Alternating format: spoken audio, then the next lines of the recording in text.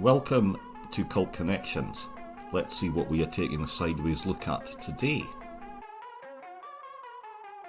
Hello, welcome back to another special their Cult, their Connections, and I am talking about their Chapter 5 of the Book of the Boba Fett. And as always, Mark is with me. How are you, Mark?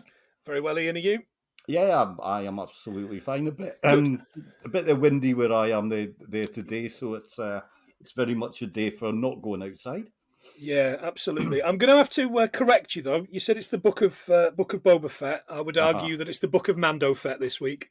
Absolutely. I was going to say that. I mean, are we actually covering their Chapter 5 of the book, or actually are we talking about episode 25 of The Mandolorian? Because it basically it just felt like an extra episode of that, really, didn't it? Yeah, absolutely. And again, it's not going to surprise any of your listeners when I say that I loved it. It was great.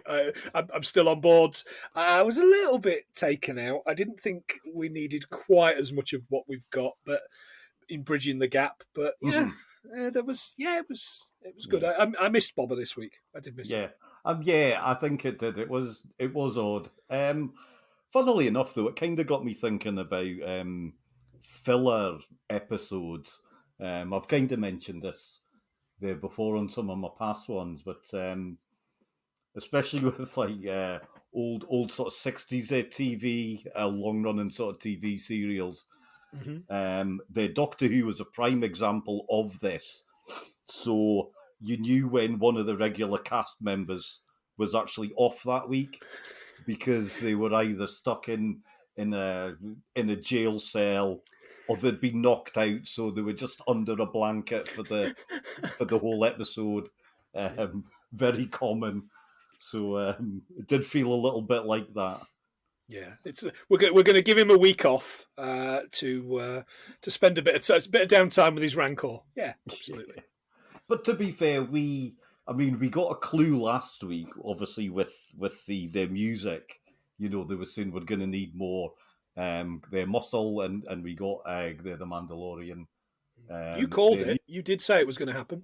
Well, I said he was going to turn up. I didn't know we were going to quite get as much in sort of depth their sort of story as there. So basically, we are catching up on what he's been up to after the quite full on series finale of their series, 2. So as a Star Wars fan, that was really good. I really liked that.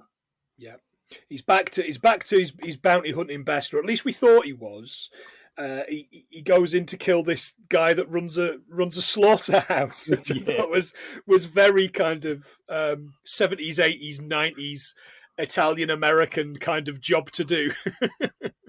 It's kind of it's kind of funny, because I've watched a few films with sort of similar scenes recently, or scenes set in these big, sort of fridges, these big the meat sort of storage rooms. Mm-hmm. Rocky obviously springs to mind. Yeah. The Poltergeist 3 of all films has a similar scene. Yeah. I did expect at some point Layla by Derek and the Dominoes to play, as we found lots of bodies in a cold storage unit, like in Goodfellas. Oh, that's surely the greatest scene of any film. That is an absolute favourite film of mine, I must admit. Yeah. That always makes my their personal top their 10. So yeah, I'm getting goosebumps just that you probably can't see, but I'm getting goosebumps just talking about it. My arm hair is standing up, and then just thinking about Goodfellas. I wish I had time to go away and watch that this afternoon, but I don't. Maybe we can find a way to squeeze that one in. And Jesus, how long is that episode going to be? Because we won't just be talking one film, obviously, but. No. And anyway, I know, I love that film. he says to this boss guy's not having any of it. He slaughters the lot of them with the dark saber. Yeah, dark saber's back. Moff Gideon, was he Moff Gideon? Yeah, in the thing. Yeah, Moff Gideon. his dark saber. And Rachel said, "Now remind me, is that a lightsaber?" And I went, "Yes, but no. It's Mhm. more of a sword than a laser sword." "Oh yeah, it Yeah. does look like a sword," she said. "Yeah, lightsaber Mark II, isn't it? Or I guess by now Mark III or IV." but but I suppose it gets you thinking about, and I think one of the things that this, I mean, not so much the Boba Fett, but certainly the Mandalorian, and they're the likes of the sort of Clone Wars and things like that expands on, is that it's not just the Jedi who actually wield um, they're the Force. There's Yeah, lots of other people. There's lots of other um, there's sort of groups as well yeah, who use it. yeah, So and yeah, so it did get me thinking, and obviously, and I did wonder that, and they mention this. They do say that the original, the sort of person who had the dark saber, could use the Force, mm, or they were a Jedi slash the sort of Mandalorian, yeah, um, and and we do see slightly later when he's fighting again with it, he actually struggles. He yeah. struggles to use it. And my And thought is, actually, do you need to be Force this sort of sensitive actually to wield it yeah, yeah, this sort of yeah. properly? Yeah, I think so because he says it's. She says you're fighting against it, and he says it's difficult. It's tiring me. It's tiring me out. So it's fighting against him using it, isn't it? I think that's what Yeah, we're supposed to yeah, believe. yeah, Um, uh-huh. but I love the way he turns to these workers who are all going to take him down for killing the boss and says, "Look, there's, I don't know, 10,000 credits in there. Do what you want with them, but just give me safe passage." And these guys just start ripping one another apart off screen, don't they? You're Yeah, kind of I'm like, having yeah, that. Yeah.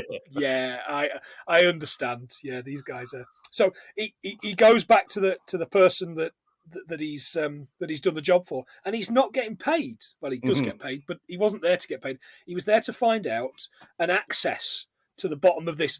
Now, this space station thing was awesome. This was Mhm. so cool. It was unbelievable. It was like a ring, wasn't it, or like a Yeah. big U.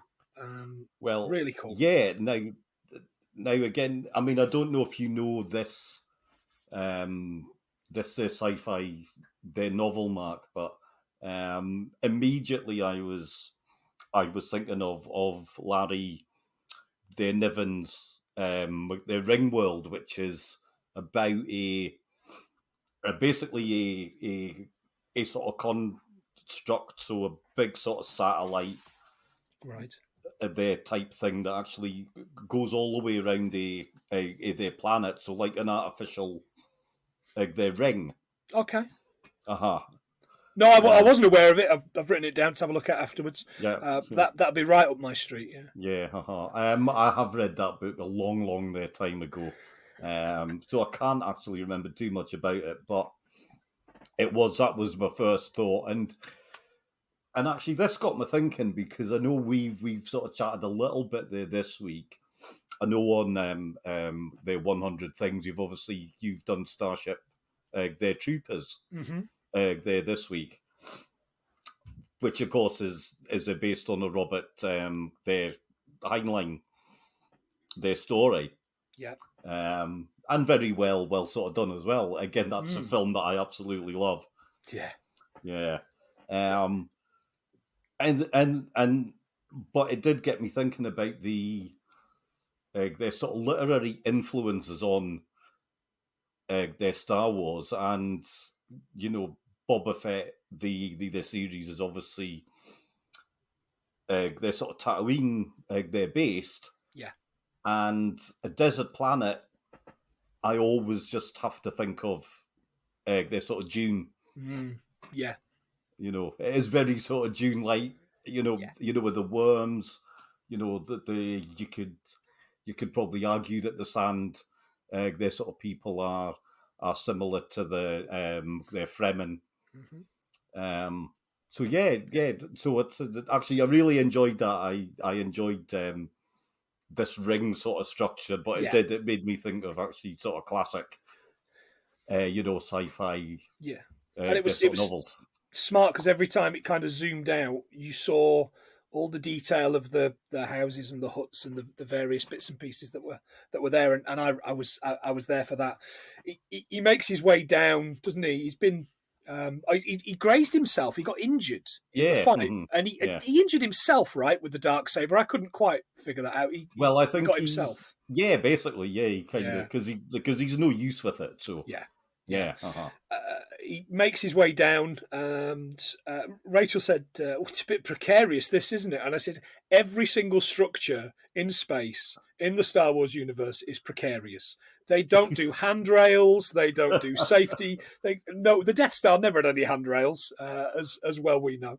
Well, again, I mean, it brings us back to the A New Hope and the return of the Jedi, because when we see the Death Star sort of powering up there to shoot, and there's the guys just, you know, you're absolutely right. There's no safety rail whatsoever. You're just you go and stand next to that massive, laser. Yeah. I find your lack of health and safety disturbing. Yeah. I don't think Jeff, the Vader, would be too chuffed about that one if he was good. No, he wouldn't. Nice reference. Yeah. He goes down to this kind of underground thing and finds the two remaining Mandalorians from his sect of the Mandalorians. So you've got yon blacksmith woman, the armorer, isn't she? She's called the armorer. Yeah. And your other man's called, I don't know, the big bastard. He is. Now this is an interesting bit because he is Paz the Vizsla. Mm-hmm. Now Vizsla is a surname that has actually come up a few times in the Clone Wars. Certainly, possibly they're rebels as well, but it is mentioned in Rebels. Yeah, it's mentioned in the Rebels I've seen. Yeah, so that is a Mandalorian. Their name. He did. I think he was sort of challenging him for the Darksaber. He didn't get it. Yeah, he mentions that it was taken from his family and that it should be his bloodline should have it, and they explain, it was taken by, and forgive me, I can't remember her name, the character that when he discovers the other Mandalorians in the second series, and I know how important she is. So that's Bo-Katan. Yeah, Bo-Katan. Yeah, and I couldn't. It had slipped my mind. So he explains that, and he explains where he's been and what he's done. He gives her the staff type thing, the spear, doesn't he? Yeah. That's made of. And she said, "Well, look, it's not made for. It's not for weaponry. This would mean you could kill every single Mandalorian. This should be a. What would you like to make with it?" He said, "Well, I'm donating it for the foundlings. Well, what would you like to make with it? Something for this for Grogu." And I'm kind of like, "Oh, okay, wait a minute. Are we getting Grogu back? I'm not so sure." And she makes this little tiny thing and puts it in this little handkerchief and ties it, and it looked like Grogu's head. And I was kind of like, "Oh my god, it's Grogu's head!" This little handkerchief. It is, yeah. So we find out Beskar is for their armor, and they do make their chain mail from, or what looks like would be links for sort of. Yes, I thought it would. Mail. Yeah, I thought he was going to end up looking like the bad guy out of Commando. His little chainmail vest. I have seen the memes of Grogu with his his chains around his neck. Sort of big sort of chains. Gangster rap their style. Yeah. I pity the fool who don't respect Grogu. Yeah, definitely. Yeah. And they then have the battle that you mentioned, and Dajin, I still want to call him the Mandalorian. Dajin wins. And then she asks, "Have you ever taken your helmet off?" And he was like, "Well, yes, but I had to." And they're like, "Right, you get out of my pub," Yeah. and that's it. And he's been kicked out in disgrace. But we know that he did it for the right reasons when he did take his mask off, and probably one of the better episodes of series 2 in my eyes. But to be fair, if you do know the wider universe, as it were, and I'm far from an expert, but the bits that I do know, again going back to the Clone Wars and such like, is that it's only Mando's own sort of sect that have this rule. Other Mandalorians are quite happy to take their helmets off and on. So Bo-Katan, in the episode with Bo-Katan, she takes her helmet off. Yeah. And he's like, "How come you've taken your helmet off?" She's like, "Oh, you're not one of those nutters, are you?" Yeah, exactly. Yeah. And I think that opened my eyes a little bit to, hang on a second, he's like some sort of crusade, some sort of nutty crusade kind of. Anyway, they, pardon the expression, fuck him right off, don't they? He has to leave in disgrace, and he gets a bus. He jumps on the old National Express to Tatooine on this bus. Yeah. But this gave me, and Rachel said exactly the same, this made us both really concerned when he had to give up his weapons and put them in a box with what seemed like a very untrustworthy droid. Yeah. Well, now this is an interesting bit, because we know from earlier on he doesn't like their droids. He's got a thing about them. They're not his favourite. I suppose one of the character their sort of developments, as it were, is that he does actually start to warm to the droids as he's going on. The IG unit helped that by sacrificing himself for everybody. And being a total badass. He was awesome. I'd like to say it's one of Taika Waititi's best roles, but he's brilliant in almost everything. There's nothing except for that awful Free Guy film. Jesus, that's an hour and 40 minutes I'll never get back. Good Lord, that's another universe that we're not going into. Yeah. Excuse me. So you're absolutely right, Mark. So he gets the bus, as it were. I wonder how many stops he had to make before they got to... Oh, no, it was express. Did you not hear the droid said at the start? It was express. Yeah, it was an express. Right, okay. So it warped. It warped there. Yeah. So he got... the kid in front of him was quite cute. Yeah. Again, a nice sort of bit, and we come back to that. Yeah. Almost sort of Superman style. I don't know, that kind of. I did think it's exactly what I thought. I did exactly think Superman when I saw it, and I was like, "That's a good tip of the hat." Or if it isn't, it's just because we're a pair of nerds. Yeah. Geeks are us, apparently. But yeah, so he does. So he goes back. He goes to see his friend, and he's like, "I need a ship." Yeah. So what have you got for me? And again, this really tickles the nerd sort of bone there, doesn't it? This really comes down there to it, because what she has got is the Naboo starfighter. Yeah, and I said exactly that. As soon as she took part of it off, I was like, "Is that when it was under the things and you just saw one of the engines?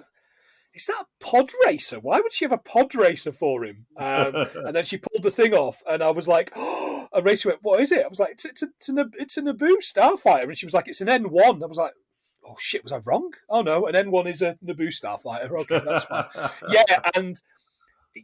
And look, say what you want about episode 1, and it's been said to death a million times. It's grown on me, episode 1. It really has grown on me. There's some really sweet stuff in it. There's some really good stuff in it. There's some badass things in it. There's some great casting. There's some great fights.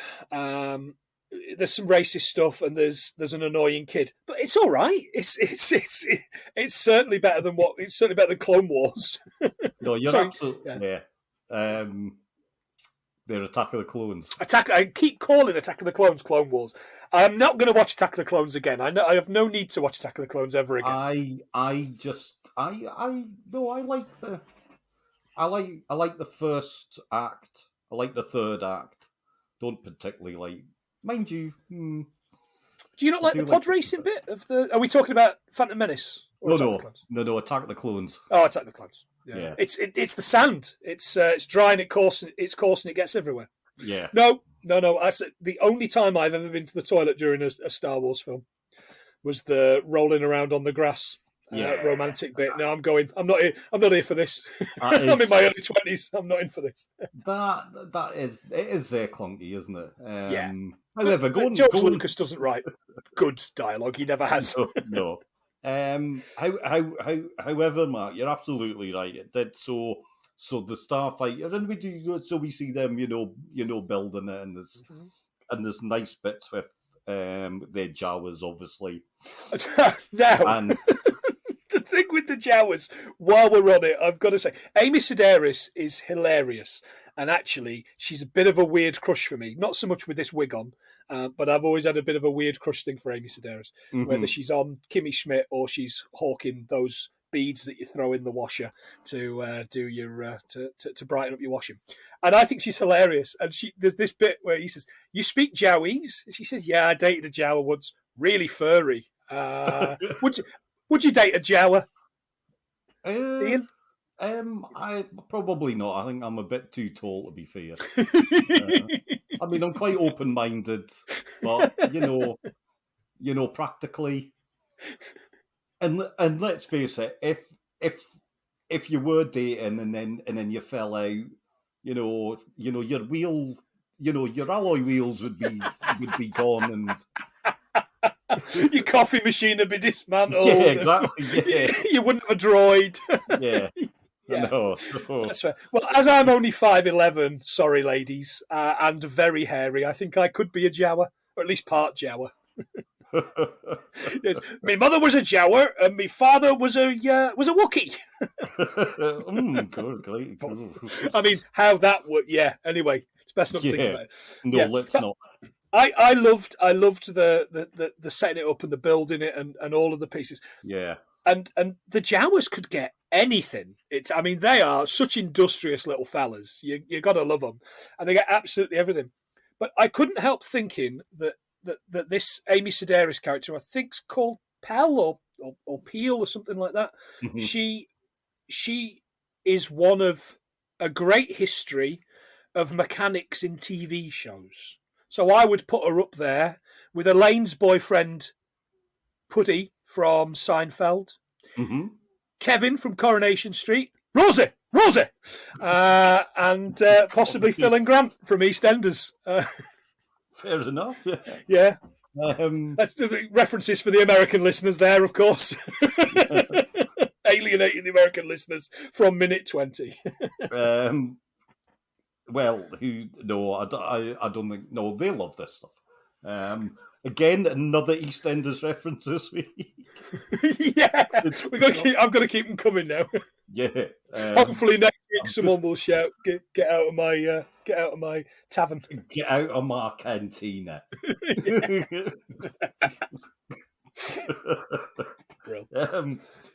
Mark. Now we're gonna have to go back and edit one in. Into the first episode. I think there might have been one in the first episode without us realising. Quite possibly. Now, when he gets this starfighter going, woo, boy, I just want to go back just slightly, Mark. So, and again, back to casting. So you're absolutely right. And we spoke about this last week. And what we did find out was the EastEnders Nasty Nick was a rebel pilot in the Return of the Jedi. Now, I love this casting in the Phantom, the Menace. It's one of my favourite small Star Wars roles. but my favourite, the Naboo starfighter pilot, is Celia Imrie, of all people. Yes, she is. That's a brilliant bit of casting. I'm like, what is she doing there? And one of the other guys is American, but he looks a bit like Jimmy Corkill out of Brookside. And you know who I mean as well. It's not him. Oh dear. So this week we've had EastEnders, their Coronation Street. Now we've got their Brookside. Yeah, we just need Crossroads for the Holy Trinity. There's plenty of shaky sets in the original Star Wars films. Definitely. But anyway, so I was just having a little look at that. So obviously Celia Imrie. Apparently Richard the Armitage also plays one of the pilots. Oh right, okay. Yeah, so I'm gonna have to go back and have a look at that. Yeah. Oh no, I didn't know that. Oh, yeah, he's not actually they're sort of credited, but right. He is there. And there's Sally Hawkins is also in. Sally Hawkins! I love Sally Hawkins. I think she's an absolute treasure, and she's wonderful in everything she's in. My wife thinks she's just a bit too chipper. Yeah. Well, she is. You know, she's in a film called Happy Go Lucky, which, listeners, if you haven't seen, is not a Happy Go Lucky. It's not a Happy Go Lucky film. It's not what you think it is. I can assure you. Just look up the director's other work. Yeah. So you're right, Mark. So moving on, you know, he's there to fire it up. Again, one of the great things about their Star Wars, it's absolutely one of my favourite aspects of all of the films and all of the shows is the sound, their design. I just love it. It's brilliant. It's so well sort of done. And for me, it's one of the things that really brings all of it there to life. You know, it's so well thought out. It's so well sort of done. But the sound of those engines, yeah, absolutely. And we didn't have the TV up particularly loud, but I'm going to fire up the soundbar when I watch it again, just to see how it plays. But this thing goes like shit off a stick, doesn't it? It is beaut, and the way that they've kind of the sheen they've given it, and when he's flying over the sand, looks amazing. And then he heads into Beggar's Canyon, and I was like, "Oh my god, this is pod racing." I'm a little bit disappointed he didn't shoot at the Womp Rat. Yeah, me too. And I did hope that there might have been a few sand people in there to shoot at him. Which, for your listeners, I've just done the movements as well. But yeah, you're right. So he does. So he takes it to through Beggar's their canyon. Then obviously he's like, right, I'll test it up in their space. And again, another sort of throwback, a nice one. He gets pulled over again. So their chips are out again. You know, that's what they feel like, isn't it? A great set of characters again, and they're in the light, right? You know, where's your there is it pink slips? Is that what they call them? Pretty much, yeah. They basically want to know his registration, and he said, "Well, I haven't got my registration yet. It's not there." And he says, "Oh, and it's not pinging. Why isn't it pinging?" And as she mentioned earlier on, because it's pre the situation we're in now, it doesn't have that. You know, it's an empire. It's an empire. It is. It's pre-empire. So, yeah. So it doesn't have the ability to be pinged. Yeah. It probably doesn't have their seatbelts either, or any of those. And it's got a cigarette lighter in it. Yeah, any of the safety features that the Empire brought in. Because absolutely. But it has got a fantastic maple finish on the front. So. Is it the Rover P2000 of It's exactly of the what it is. starfighters? Isn't it? I was thinking of a Rover, yeah. Yeah. They've rebadged it, you fool. Yeah, and he just shoots off, doesn't he? Yeah. And your man's like, He's like, well, see come ya. on. Yeah, we're going to have to report this. Do you really want to do all that paperwork? Yeah. Kind of thing. But it did get me thinking about that thing that people say. You know, they say ACAB, but I disagree. I think it's AXF AB. All X fighters are bastards. That's my personal view, of course, on X fighters. What are they called? Are they just? What are they called? Are they the rebel police or something? I don't. Something like that. I don't really know. I don't really know what they're No. called. But all I know Highway is, Patrol, that's who they are. well, they are, of course, they're the patrol. Of course, Yeah. they're The Highway Patrol, yeah. Highway Patrol. No, we're not going to get him. He's gone into the city, so he's out of our jurisdiction. Now, one of the features I did want today to mention, and something that they did, so they took away the droid port. Yes. And put a dome over it. Mm. You know, so they're presumably they're sort of pressurized. Yeah. So that someone could fit in, and it's nicely Grogu shaped, isn't it? It is. The bairn will fit in there, no bother. Yeah. But I don't want Grogu back. I've got to be honest. I want that chapter over. I want Grogu to go away. He's with the people he needs to be with now. He's with Luke or whoever, you know, Ashoka, wherever he is. We've done it, and I understand completely that the mouse needs to make money out of making more toys. Mm-hmm. But we've done that, Ian. Can we move on? Now, I had a thought about this. So we see with the Beskar, obviously some sort of chainmail, maybe a suit, something like that, something that would be suitable for sort of Grogu. Yeah. Grogu obviously can't, physically, you would have to really bash up a helmet that's going to cover, all that stuff, aren't you? That's not really going to work. But he could have Beskar sort of chainmail. Yeah, absolutely. I don't know. I'm ready to move on to something else after 2 series. I'm happy to have another series of The Mandalorian, but I quite like the idea of him moving on to something else and not having. We've done Baby Cart, the River Styx. We've done Lone Wolf and Cub. We've done that. We can still do the Wild West thing on Hoth if you want. If people are going to moan about Tatooine again, then we can do that. But I don't think we need more Grogu as much as I love the character. I just wonder actually if they Grogu as a Mandalorian, because that's kind of part of where that sort of story was going. If he is the Force sensitive, the Mandalorian who will wield the Darksaber. Okay,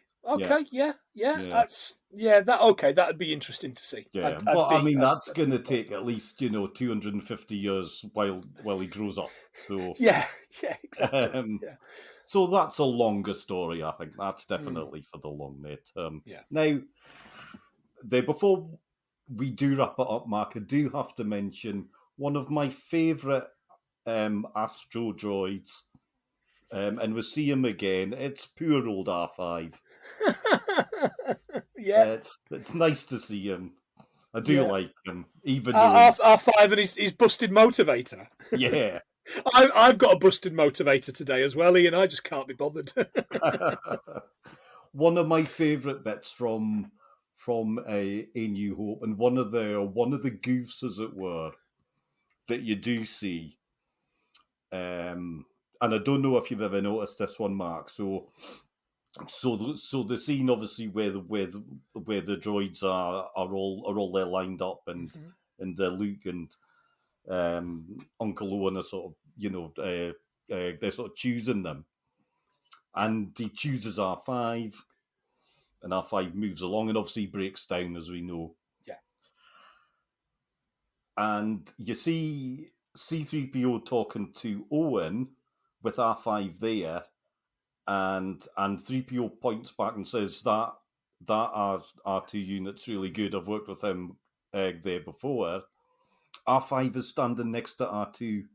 Oh, right. Yeah. No, I don't think I've ever noticed that. I hope somebody got fired for that blunder. Yeah, that is yeah.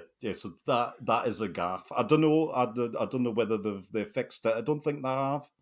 I think it's still in there. So, yeah, it's the one. Yeah. It's the one thing he's not fixed. Yeah, fixed. Inverted commas.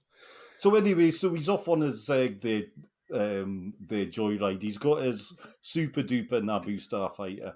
Yeah. Funnily enough, Tatooine is the place where you can get spare parts for the Naboo, their space ships. If you've got enough of their money, you can get a N1 Nubian something or other. Yeah.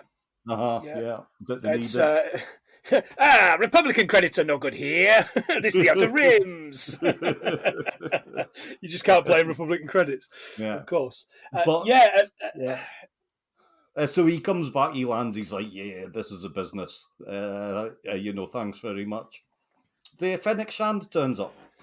Yeah, even though they think they've kept her out. The droids have done all the protocols to keep her out, and they haven't because she's badass. And I love this bit. She's like, we need their muscle. Yeah. We will pay you loads of money. He's like, I don't need money. No. Oh, I'll do it for Boba for free. It's Boba Fett. The show's named after him. I'll do it for Nout. What, the old mate Boba? Yeah, of course. The guy I gave the armor to. Yeah, that's fine. So a lovely way to end on. I thought. Oh yeah. And does set us up nicely for their chapter 6. Or will it actually really be chapter 5? Because this wasn't really chapter 5. Yeah. This is an aside, yeah. It is indeed.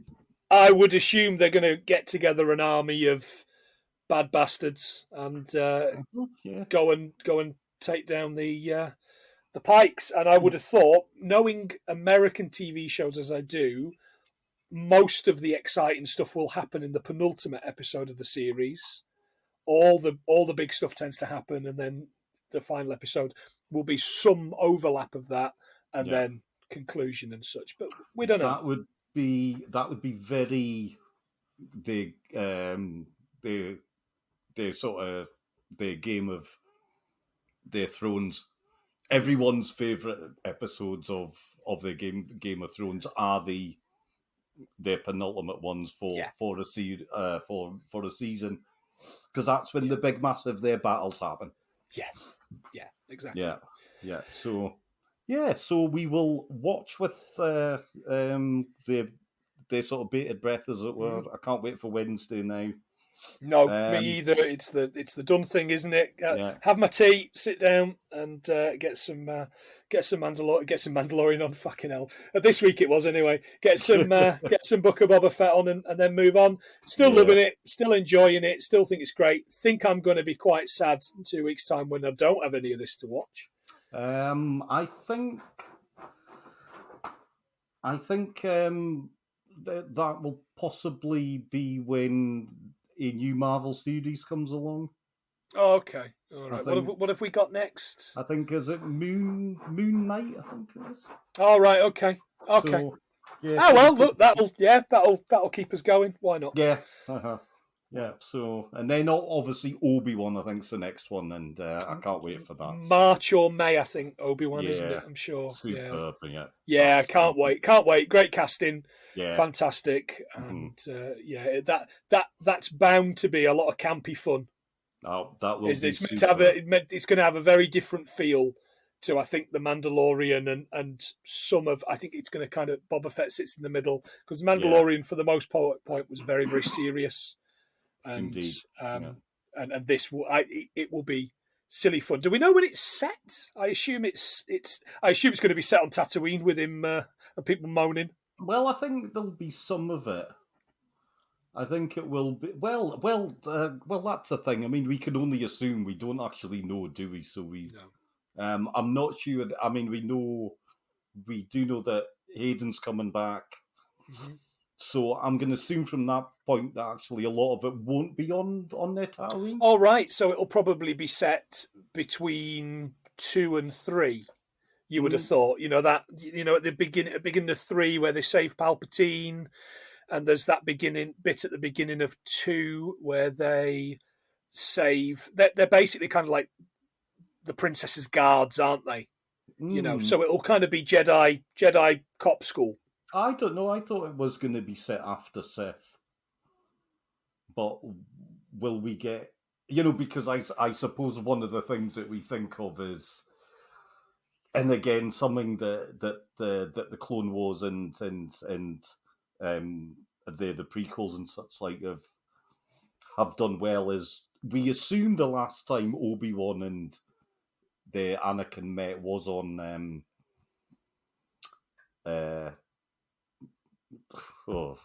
the Lavery planet, the factory bit, yeah. He did have high ground after all. Yeah, he did. So we assume that, but who knows? Yeah, that's what I'm thinking. Actually, maybe that wasn't the last time they met. Okay. Yeah. Needs more James Earl Jones, in my opinion. What do I know? Well, we will see. Anyway, I think that's a good bit to end on, talking about a totally different series, which isn't either of the two that we're focused on this week. Classic us. But once again, everybody, thank you very much. Thank you again, Mark. Always a pleasure. And we will indeed see you soon for Chapter 6. Thank you very much. Thanks for listening to this episode of Cult Connections. Please like and subscribe wherever you get your podcasts, and we would love it if you left a review. Follow us on Twitter at Connections Cult for more fun, share your ideas, and maybe even be on the show. Thank you.